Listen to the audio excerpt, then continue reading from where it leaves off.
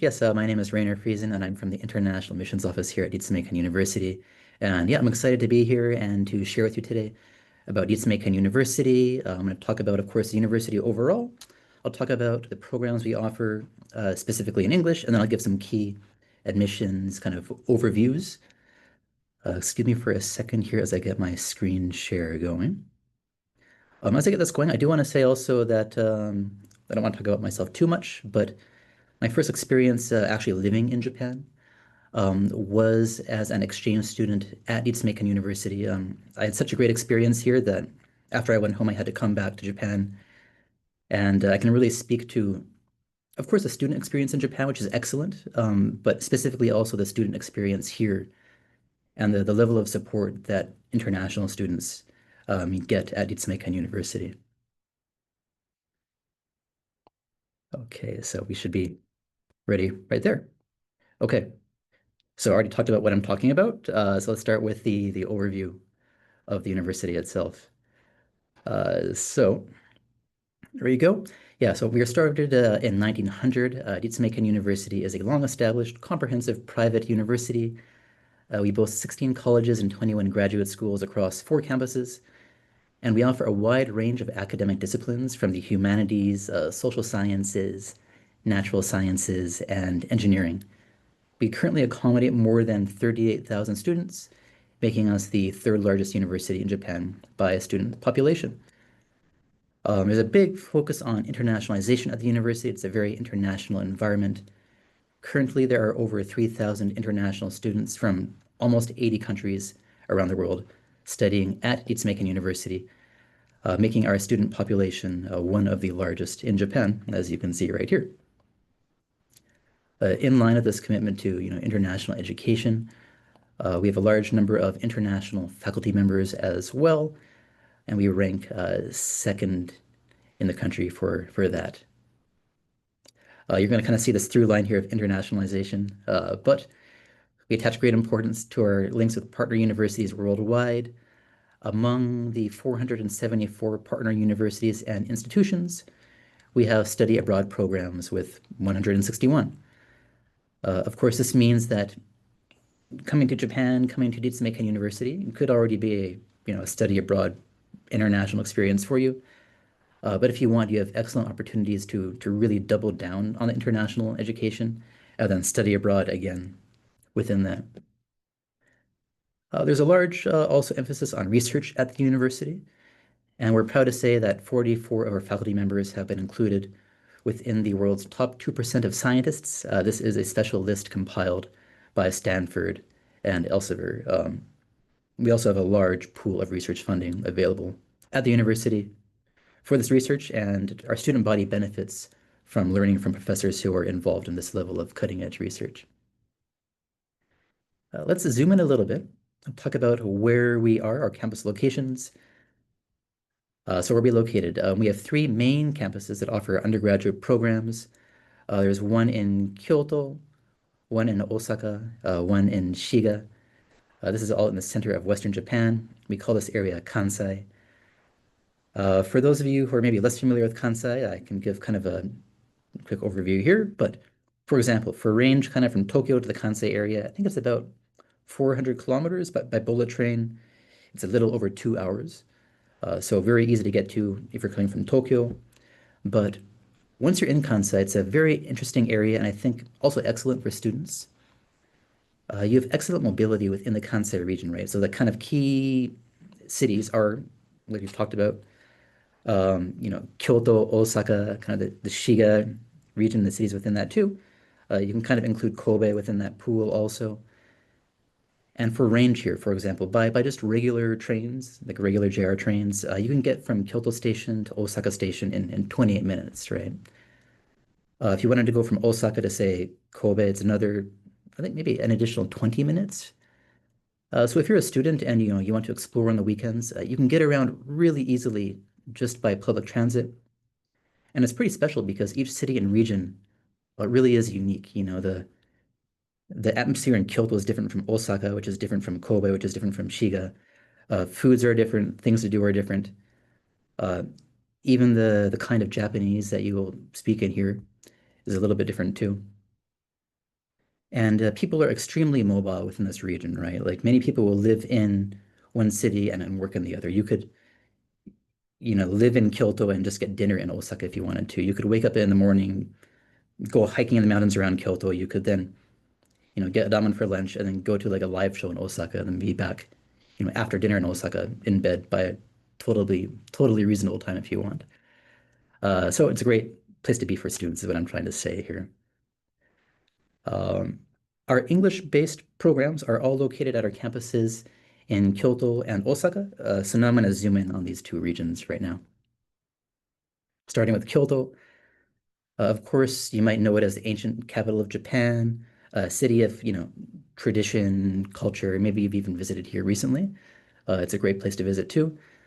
But I also want to emphasize how much of a great student city it is.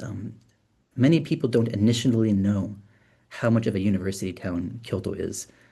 There are many universities here, and they say about 10% of the population of Kyoto is university students. So it's great for student life too.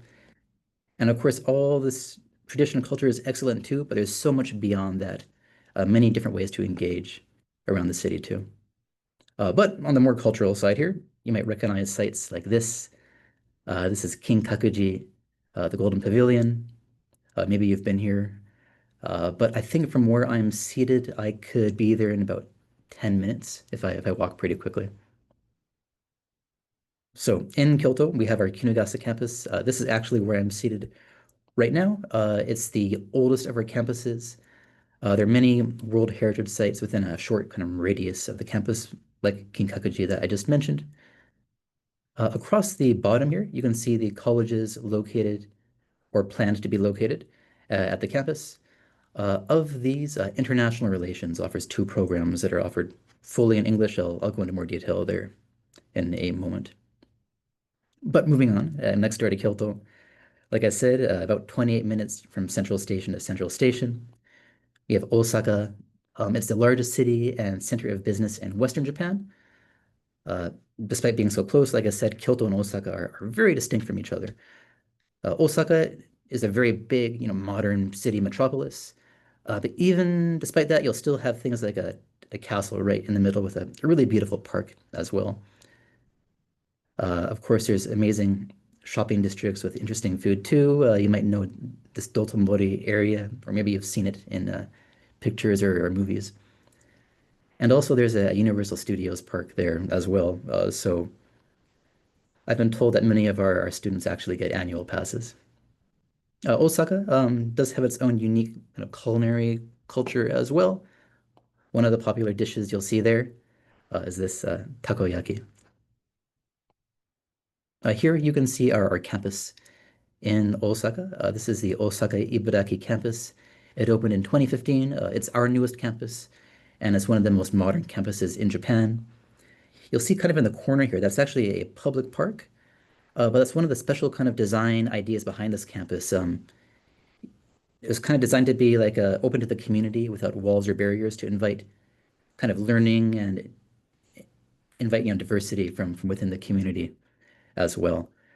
Of the colleges located here, Global Liberal Arts, Policy Science, and Information Science and Engineering offer programs fully in English. I'll point out actually that Information Science and Engineering moved to this campus into a brand new building in April of the last year. So they have brand new facilities to use. The facilities are so new that unfortunately I don't have drone photography to show you, but the new building is actually right there. Let me talk to you a little bit about student life. The university has a long tradition of sports and other extracurricular activities. There are over 400 clubs and circles here, meaning that there's many ways to get engaged with the student community. You can, develop a new hobby, skill, or further develop one that you already have. And I really do think that these are an important part of the student experience, just in Japan in general. But even for local students, clubs and circles are, I think, a very important part of how students form new bonds and friendships with people from even outside of their individual programs. So if you're thinking about, joining us from overseas, I would highly encourage you to consider joining a club or a circle. Of course, these clubs and circles put on many events too. You can see some shots from festivals right here. Talking about student support, being a large, comprehensive university, we offer the complete range of student advisory and support services that I think you would expect. Things like career planning, academic guidance, right? We have excellent study abroad support, like I touched on earlier. But also we have, many services catered towards international students, the things that I think are very helpful when you're first coming from overseas and getting set up in Japan, right? Kind of guiding you through all the procedures you need to do when you get started in Japan. There's housing accommodation support. If you get mail that you can't read quite yet, there's people who would be happy to help you figure out what your mail says as well too. So, coming here might be a big step for you, but I think we do a lot of things to really help, smooth your landing as you come in and give you a good launch pad. In line with that, for all of our undergraduate campuses, we have international student dormitories, either on or off campus. And these also have resident mentors, typically senior students who speak both English and Japanese, and they help freshmen to kick off their lives in Japan. Okay, so I'm going to introduce now what we offer in English. We have 5 undergraduate programs that are done fully in English. These are all 4-year full-time degree programs. One thing that's unique among our offerings are our collaborative degree programs. In these, you study with both us and a leading university overseas, either in Australia or the US, and earn degrees from both universities. We also have 3 single degree programs, each with their own unique traits too. So I'll start from the top and work my way down, starting with the College of Global Liberal Arts, GLA for short. This was created in collaboration with the Australian National University. It's a world-leading university, largely considered the top in Australia, and also ranked very highly, 30th in the QS World University Rankings. But it brings together the strengths of both universities and creates a really amazing, unique opportunity for students to live and study in Japan and Australia and earn degrees from leading universities in each country. So to put it like very shortly, it's 4 years spanning 2 countries, 2 degrees, all wrapped up into one cohesive program. Here you can see the details, but you can graduate with a Bachelor of Global Liberal Arts from Ritsumeikan University and a Bachelor of Asia Pacific Affairs from ANU. I'll touch more on the study schedule here, but I'll point out we have both April and September enrollment for this.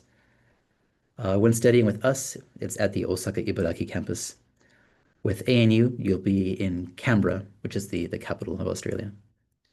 As I go through the programs, you'll see keywords, and if any of these keywords spark your interest, it could be the program for you. But here's a study schedule for those who enroll in April. Whether you enroll in April or September, you have 3 years with us in Japan, 1 year physically in Australia. But from the second year onwards, you start taking courses from ANU. Even while in Japan, you both begin and finish your studies in Japan. I'll point out that before starting the ANU courses formally, there is an admissions assessment conducted by ANU. You can find details on that in our application handbook on our international admissions website. But like I said, this is April. Slightly shifted schedule for September, but same idea. To offer a quick overview of ANU, it's a world-leading university located in the heart of Australia's capital city, Canberra. It's the only national university in Australia, a leading university in the country, and ranked very highly in the world for politics, as you can see here. I would like to emphasize that this isn't a kind of your standard, study abroad program, right? You become a full-time student of both the College of Global Liberal Arts at Ritsumeikan University and the ANU Coral Bell School of Asia Pacific Affairs, which is a leader in international and Asia Pacific politics, security, strategy, and diplomacy. I also want to touch on very quickly kind of how diverse the student body is within the program here. Here you can see a breakdown of the countries that students studied in before coming to GLA. So they're kind of graduating high schools. And I think this paints a good picture of kind of the academic diversity and the diversity of experiences that GLA students have coming from all around the world, mixing together. And so you'll have very amazing opportunities to learn both with and from students from all around the world. Moving on, the next program I would like to introduce is our joint degree program with American University. We call this a JD program for short. It was founded in collaboration with American University in Washington, D.C., and this is the first joint undergraduate degree program ever between the US and Japan. Before I get into my own introduction of this, I would actually like to show you a quick video introduction.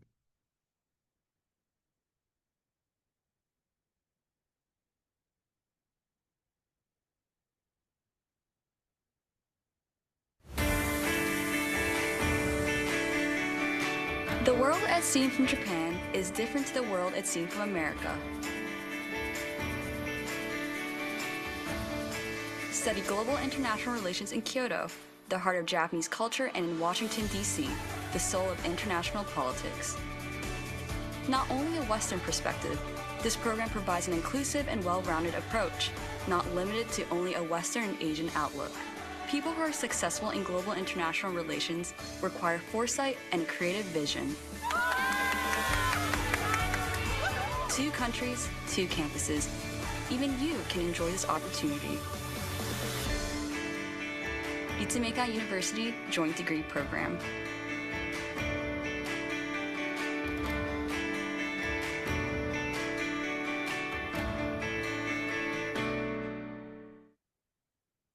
Okay, so now for the details.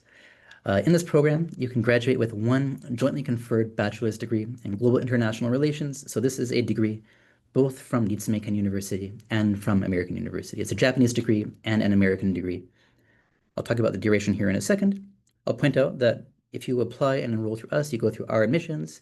That's April enrollment only. If you go through American University, there is September enrollment, but I'll be covering our system here. So that's April enrollment through us. While studying with us, you'll be at our Kinugasa campus in Kyoto.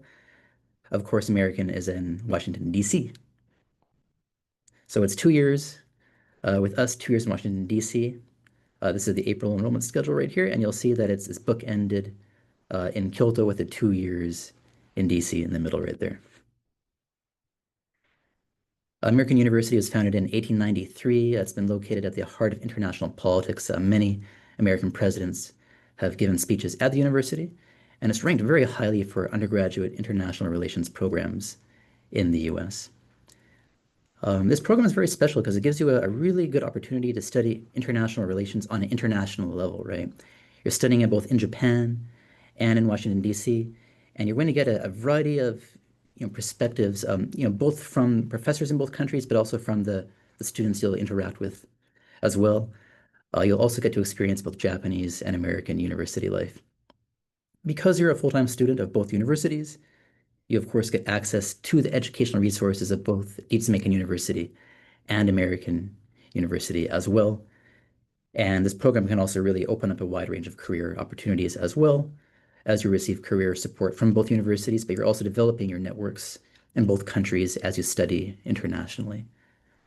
Also point out that a very high percentage of our JDP students intern. Okay, so that's our collaborative degree programs. Moving on, I'll touch on our single degree programs. Starting with the Global Studies major, this is in the College of International Relations, and it's our longest established English medium undergraduate degree program. You can graduate with a Bachelor of Arts in International Relations. There's both April and September enrollment for this program, and it's based at our Kinugasa campus in Kyoto. If you're interested in any of these keywords, international law, peace and conflict studies, race and ethnicity, it could be a great fit for you. I'll emphasize that there's a very diverse student body with also a diverse range of faculty as well, coming from a variety of backgrounds, UN, World Bank, non-government organizations, and moving on. There is support for learning Japanese in the program, but another interesting feature is what we call cross-enrollment. This is an English-based program, but there's actually a Japanese-based counterpart. If your Japanese proficiency is high enough, you can take nearly half of your credits in the Japanese side, which can be a really special opportunity. Next up, though, I'll touch on the Community and Regional Policy Studies major, CRPS for short, and this is in the College of Policy Science It's our second oldest English medium program. It started in 2013. You can graduate with a Bachelor of Arts in Policy Science. September enrollment only for this program. It's located at our Osaka Ibaraki campus.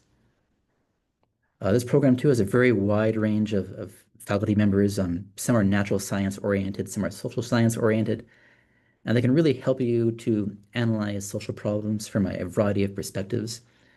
There's a very special focus on on-site research in the program. So we're talking about overseas and domestic fieldwork. I've seen examples of students studying, of course, not studying, doing fieldwork research in Japan, but Thailand, the Philippines, and Canada as well. There's also support for Japanese language studies in the program, but this also does allow you to take some of your courses in Japanese if you have the proficiency as well. I have one more program I would like to touch on. This is the Information Systems Science and Engineering course in the College of Information Science and Engineering. In this, you can graduate with a Bachelor of Engineering after 4 years of full-time study. April enrollment only for this program. And it's located at our Osaka Ibaraki campus, like I mentioned, in a brand new facilities there. If you're interested in things like Internet of Things, data science, artificial intelligence is a big topic these days, it could be a great fit for you.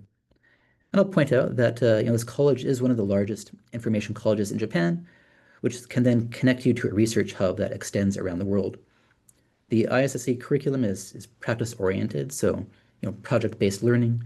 Right from the first year, students start joining practical projects and actually developing and building things. I've spoken to students who've done things like campus navigation apps, systems for like controlling drones and formation. I've heard of like visual recognition systems too, things like that. So very interesting. And like I said, hands-on experience. Within the program, there are a variety of laboratories, all led by experts in their fields. So if you scan through these and any of them pique your interest, it could be the program for you. So that's our English-based or English in medium undergraduate programs. Here you can see the overview of degrees awarded. I'll point out that period of enrollment does vary by program. Please be aware of the campus locations as well. Here you can see that the major employers that our graduates have moved on to after studying in these English medium undergraduate degree programs. Many of them also pursue graduate studies, and as you can see, our graduates are active all around the world. Okay, so next I'm going to touch on some key admissions features. I'll say it right now that I'm going to give just kind of key points. If you want the nitty-gritty, I'll be holding a webinar on the 1st of next month. And so if you'd like to register and join me there, I'm going to give you all of the full details on admissions. Also point out that you can find the details on our website, specifically in our application handbook as well. But for now, I'll point out that our application is fully online. That includes interviews as well for the programs that have interviews. These are English-based programs, so there's no Japanese language requirement. And we have multiple application periods. Here you can see the screening process. Screening does vary by program. Of course, there's a document screening. You can see some key documents here. For GLA, it's a document screening only. For GS, there's 2 patterns.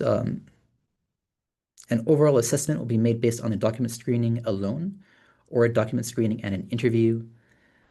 The interview will be conducted for invited applicants. This means that after you apply, some applicants will learn their result off of the application documents alone. This could mean offer of acceptance or unfortunately not accepted. Other applicants will be invited for the interview and then, of course, learn after that. For JDP, CRPS, and ISSE, it's a 2-step process there. So document screening, those that pass the document screening are interviewed online and then get their final result. There are English requirements for the programs. Depending on the program, the accepted tests and required scores do vary. You can find all these details on our website, but please be aware of these. But many of you will also qualify for the score waiver requirements. If you meet these, it means that if you can provide the proof, you do not need to submit English test scores. So for the single degree programs, applicants whose most recent 6 years of formal education before enrollment done in English can meet the requirement if they provide the proof. For GLA, it varies. There's kind of two patterns here. There's what we call citizenship and prior education. But if you're a citizen of a Group A country who've undertaken at least 1 year of full-time or equivalent year 11 and or year 12 or equivalent senior secondary education in English in the system of one of these countries, you can meet the requirement that way. One kind of example for many of you right now, say you have American citizenship or one of these citizenships, and you've studied in the American school system, right? Then you likely meet this requirement. Those who will graduate or have graduated with an IBDP done fully in English can also meet the requirement. For details, please see our website. For JDP, a different pattern there, but 4 years of study in US regionally accredited or specific curricula done fully in English can also meet the requirement. There's also requirements related to, once again, 4 years of study in English in select countries in their curricula with no ESL. One other kind of key application document is our transcripts. For most of the programs, when you apply, we will require your transcripts from grade 10 onwards. If you haven't graduated yet, that's okay, but you're submitting your most recently available transcripts from grade 10 onwards. That's for GLA, GSC, RPS, and ISSE. For JDP, we're asking for your transcripts for all grades of high school or senior secondary education. I'll point out that submission of standardized test scores like the SAT or ACT is optional, no GPA or IB score requirements. Excuse me, right there we go. For application timelines, you can see the overview here. We have multiple application periods per program. You can apply to multiple programs at the same time. You can also apply to the same program multiple times. Right now, we're closing in on this August 2025 application period for April 2026 enrollment. This is for GLA, GDP, GS, and ISSE. So please be aware of that. If you want those specific dates, you can actually scan this QR code and it'll take you to our admissions overview. If you scan that, actually, it'll take you to a page that looks just like this. And I'll show you right now that if you're interested in April 2026 enrollment, that's the next possible enrollment, then it's August 20th to September 9th. And that'll be for GLA, for JDP, the Global Studies major, GS, for the community, excuse me, not for that one, this is September enrollment only, and for the Information Systems Science and Engineering course. And then following that, we'll start taking, September enrollment applications on the dates outlined in here that you can see for yourself. As I wrap up here, I'll point out that we have our contact information right here. If you have any questions, I'll hang around to answer the Q&A in chat as long as I can. But if you have questions after that, you can please email us at this email just right there. You can also find more information on our international admissions website. I'll put this in chat also, but I do want to point out that we do have a couple of upcoming online events. I'll put this into the chat in just a moment, but you can find our upcoming events right here. We've got some coming this weekend in multiple languages. And specifically, if you want more admissions information and the nitty-gritty details of the application process, you can join myself on June 1st for an overview of the application process. And it'll be a full webinar based on just admissions and how to apply. Anyone who registers will get the recordings as well. So I'll put all of that in the chat in just a moment. But for now, I would like to close out my spot and say thank you for listening to my talk on both Ritsumeikan University, what we offer in English, and of course, admissions. Thank you very much.